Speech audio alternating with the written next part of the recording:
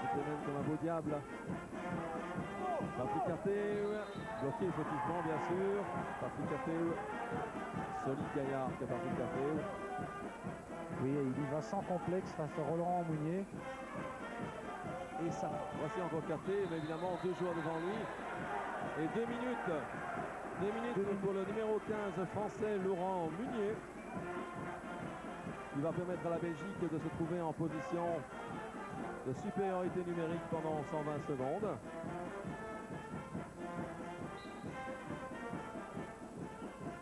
L'occasion pour la Belgique maintenant de retrouver ses 3 buts d'avance, comme tout à l'heure. Grandjean en relais avec Zafic. Zafic, Delpire le tir et l'intervention.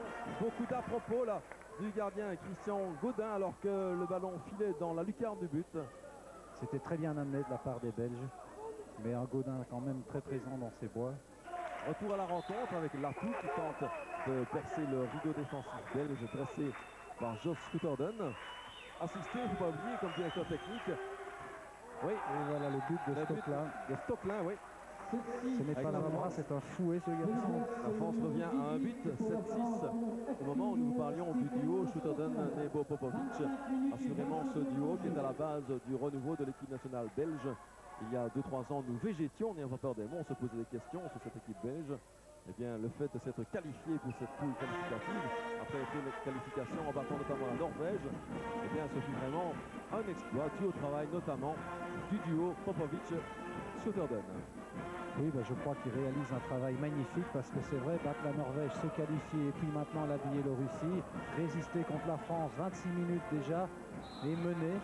Mais je crois que là, c'est vraiment la consécration du travail qu'ils ont fourni et on leur souhaite encore bonne chance parce qu'ils en auront encore besoin. Alors j'espère surtout que ça pourra nous mener encore plus loin. Avec l'équipe belge qui insiste, Grandjean, et il siffle une faute offensive ou un marché peut-être de Jean-Louis Grandjean.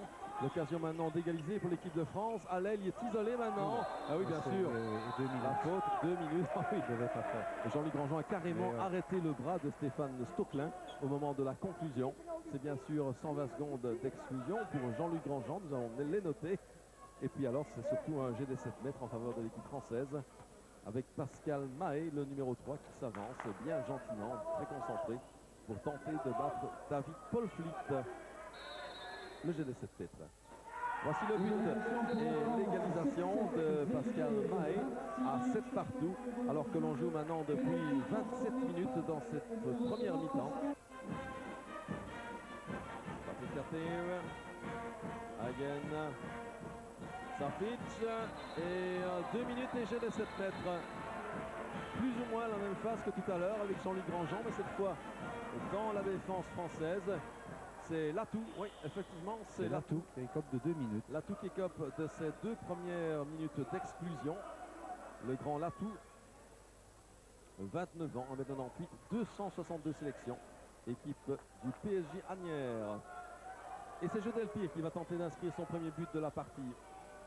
Vous voyez Latou qui regagne le banc. Et Delpire face à Christian Gaudin. Le but.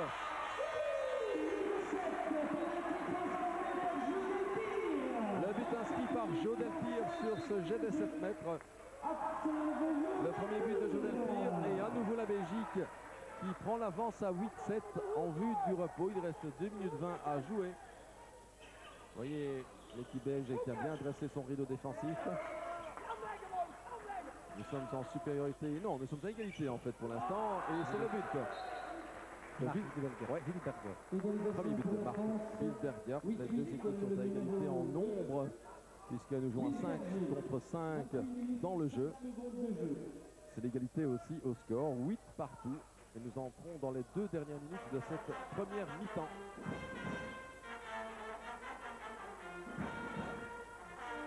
Hagen pour tenter de relancer la mécanique. Hagen encore. La faute. Faute commise par Pascal Mahé, auteur de 2 buts déjà. Hagen, attention à la perte de balle. Le relais, tout en Hagen, l'intervention du pied. Très attentif ce gardien français, Christian Gaudin. Et une très belle tentative ici d'Hagen. Je trouve que la Belgique joue collectivement très très bien par rapport à la France qui s'appuie un petit peu beaucoup, je trouve, sur sa puissance de shot. Ça manque un peu de combinaison dans la zone offensive. L'occasion maintenant pour la France de prendre pour la première fois l'avance dans cette partie. Numéro 4 qui chauffe. On tente de trouver les lions. On l'a trouvé, l'intervention. Une de plus de David Polvliet sur ce tir de Stéphane Stoecklein. La contre-attaque rapide, le but. Et le but de Grandjean, oui. Magnifique cette contre-attaque. Décidément, les Belges donnent en contre-attaque. Ça fait la 3e ou 4e contre-attaque qui concrétise. C'est magnifique. Joueur de l'année, Jean-Luc Grandjean, 33 ans, revenu à Aix-Liège après un séjour de quelques saisons à Hasselt, le club champion. Il joue dans sa salle devant ses supporters, Jean-Luc Grandjean. Et il ne reste que 15 secondes à jouer dans cette partie. Le score 8-8 si je ne m'abuse. 8 partout, oui. Et un jet des 7 mètres que Stéphane Stoecklein a été cherché. Non, pardon, que Philippe Gardant a été cherché là. Alors que le temps va être écoulé maintenant. Juste le temps sans doute. Et ouais. Pascal Mahé de nouveau pour tirer ce jet des 7 mètres. Oui. Alors que le chrono maintenant a égrené ces 30 dernières secondes. Il y avait un problème au marquoir. C'est 9-8 pour la Belgique pour l'instant. Oui. L'occasion d'égaliser maintenant sur ce jet de 7 mètres. L'égalisation, voilà. Ce sera le score au repos de cette rencontre Belgique-France. La parfaite égalité. Thierry Maric, 9 buts partout. Les Belges qui ont compté 2 fois 3 buts d'avance, 6-3 et 7-4 avant d'autoriser un retour de l'équipe française. Parfois un bon match des Belges qui réussissent bien, ces Français, ils résistent magnifiquement, tant en défense qu'en attaque. Il y a du bon et du moins bon, mais la France n'est pas vraiment la superstar attendue. Non, moi je dirais même que la France est mauvaise. La Belgique par contre est très bonne. Je trouve elle est très bonne avec ses moyens, elle se bat.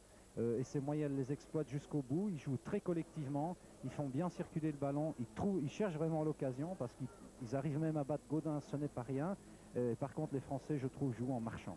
Alors les tirs, les arrêts, c'est le rendement en fait de nos gardiens de but respectifs. 47% de rendement pour David Polvliet, 50% pour le gardien Christian Gaudin. Et je respecte toujours vos bonnes habitudes, Thierry Maric. Quand on atteint les 50%, c'est qu'on a fait un bon match. Mais oui, et à ce niveau international, c'est vrai qu'un gardien, 50% de réussite, c'est un très bon niveau. Mais je crois qu'on l'a suffisamment soulevé pendant le commentaire de cette première mi-temps. C'est que les gardiens sont à la hauteur et eux font vraiment une excellente prestation, tant le gardien français que le gardien belge.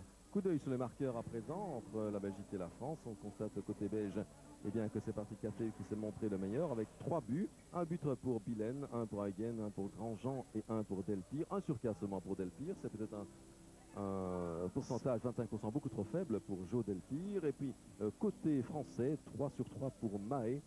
Et puis un but pour Wilberger, un pour Kervadec le pivot, 1 sur 2 pour Munier et 1 sur 4 seulement à l'aile pour Stoecklein. Oui, le rendement de Stoecklein est assez pauvre.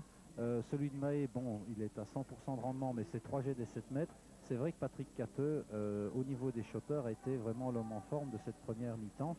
Mais aussi 2, 4, 5 buteurs, c'est important parce que ça veut dire qu'il y a plusieurs joueurs qui marquent, il n'y en a pas un qui ressort et c'est vraiment collectivement qu'ils ont amené ça. La paire néerlandaise Helleman-Duindam vient de donner un coup d'envoi de cette deuxième mi-temps et c'est la Belgique qui remet le ballon en mouvement en vous rappelant le score au repos 9-9.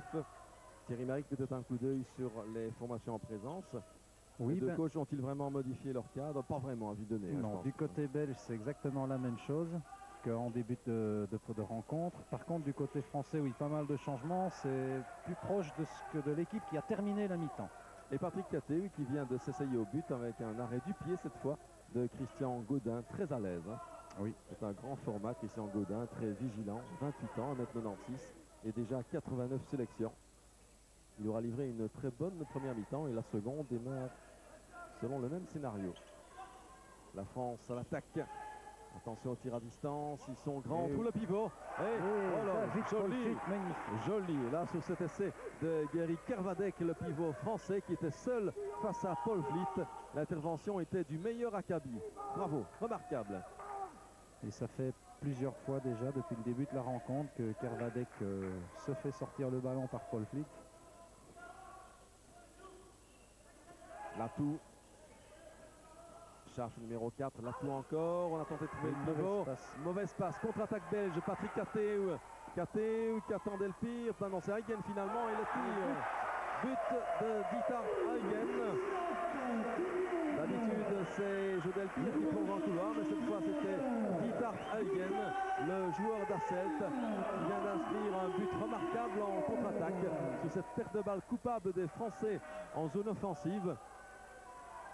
Et cela porte maintenant la marque à 10-9 en faveur des Belges. Un tir manqué, tir au-dessus de Laurent Meunier. Oui. Et toujours 19. Eh bien, ces contre-attaques pour la Belgique, elles auront rapporté. Attention à l'aile, c'est une possibilité de but là. C'est le but de Ken Denil. Ken Denil, la jeune génération des handballeurs de Belgique. Avec Ken Denil, l'ailier gauche d'Asselt. Sans aucun complexe face au prestigieux adversaire et l'équipe nationale de France. Le petit lobe de Ken Denil et 11-9, 2 buts d'écart à nouveau. Oui. On rejoue depuis 3 minutes dans cette deuxième mi-temps. 2-0 en 3 minutes. Espérons que ça mette le doute dans la tête des joueurs français. Une chose assure, nous jouons sans complexe, Thierry. Tout à fait. Et c'est comme ça qu'il fallait attaquer ce match. Parce que plus le temps passe et tant qu'on résiste, le doute va s'installer à un moment. Le tir à l'aile et le but. Oui, bien joué là, à l'aile gauche. Marc Wilberger qui vient de conclure ici sur l'aile gauche pour la France. Et qui ramène la marque maintenant à 11-10. On retrouve un petit but d'avance pour les Belges. C'est reparti pour la France maintenant. Ils ont mené 11-10 ici à Bressou face à la Belgique. Latou. Ah oui. Et la sortie de Paul Fitt. Le geste technique était remarquable. La contre-attaque maintenant pour Patrick Caté. Seul. Et le marque. Seul face à Christian Godin. Pour un 4e but personnel, je pense, de Patrick Caté. Oui. 4 sur 6 aux essais personnels de Patrick Caté, le joueur de Nirpelt, qui nous gratifie ce soir d'une remarquable prestation. Il n'y a pas d'autre mot. Et voilà donc la France qui est menée de 2 buts, 12-10. Il y a un peu de mutisme à ses mains qu'on puisse dire du côté du pivot Guy Kervadec, qui est pourtant l'une des figures de proue de l'équipe française. Oui, encore une perte de balle de Laurent Meunier. Directement Patrick Caté et le but. Le but de Patrick Caté dans un jour de grâce. La moindre erreur se paye cash. C'est la preuve si nous avons encore tout de même un grand niveau face à la France. Nous la faisons douter, cette équipe de France. Elle commet des erreurs en attaque et nous en profitons pleinement. Et les erreurs des Français, on les utilise. 3 contre-attaques ici. Et en plus, Patrick Caté qui vraiment a pris toutes ses chances. Ah, Patrick Caté, c'est un peu l'homme de la rencontre. 5 buts. Latou. Latou, il avait joué en relais. Ah oui. Maintenant, il tente un jeu de 7 mètres. Ah, oui, oui. On avait d'abord joué avec Laurent Meunier le 15 et puis on a trouvé Philippe Scharf qui a très bien cherché la faute. Il l'a obtenu. Le jet des 7 mètres. Vous voyez, depuis 5 minutes, le score 4-1. Nous avons très bien recommencé cette deuxième mi-temps. C'est le moins que l'on puisse dire. Avec la possibilité pour Pascal Mahé d'inscrire un nouveau but sur jet de 7 mètres face à David Paul Fitt. On va suivre ensemble ce jet de 7 mètres. Pascal Mahé. Moi j'avais 3 buts personnellement. Il inscrit en tous les cas un 3e, certitude. Et on ramène la France à 13-11. Pascal Mahé. Et beaucoup de discussions sur le banc français là. Denis Latou, Laurent Meunier. Jean-Luc Grandjean, Jodelpire, à ligne arrière traditionnelle de l'équipe belge. En relais, on accélère le rythme, Zafic. Le bras gauche, pardon, de Delpire. Et le but. Enfin. On l'attendait, ce bras gauche de Jodelpire. Un premier tir de Jodelpire, repoussé par le gardien, qui avait remarquablement suivi. Et Jodelpire, qui a superbement suivi pour un 14e but de l'équipe belge. C'est l'un des plus beaux depuis le début de cette partie. Oui, un changement de gardien dans l'équipe de France. Le numéro